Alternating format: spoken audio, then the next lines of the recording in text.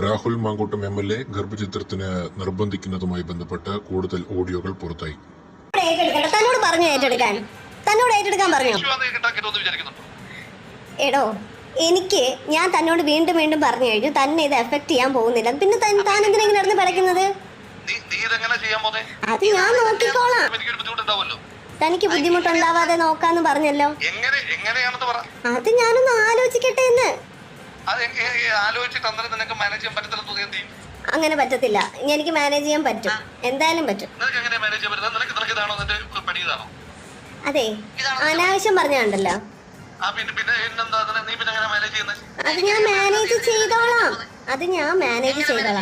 ഞാൻ മാനേജ് ചെയ്തോളാം എന്ന് പറഞ്ഞല്ലോ. ഞാൻ മാനേജ് ചെയ്തോളാം. അതെ, മര്യാദക്ക് സംസാരിക്കണോ? എന്താന്ന്? അത് കുഴപ്പമില്ല, ഞാൻ അനുഭവിച്ചോളാം. താൻ ഇത്രയും വൃത്തിയായിട്ട് രീതിയിൽ എന്നോട് സംസാരിക്കേണ്ട ആവശ്യമൊന്നുമില്ല കേട്ടോ. അങ്ങനെയാണ്.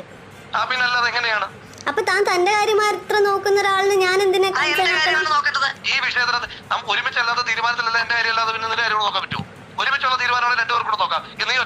എടോ, ഇത് ഞാൻ ഒറ്റയ്ക്ക് ഉണ്ടാക്കി എടുത്തതല്ല കേട്ടോ. 70% റെസ്പോൺസിബിലിറ്റി തനിക്കാണ്.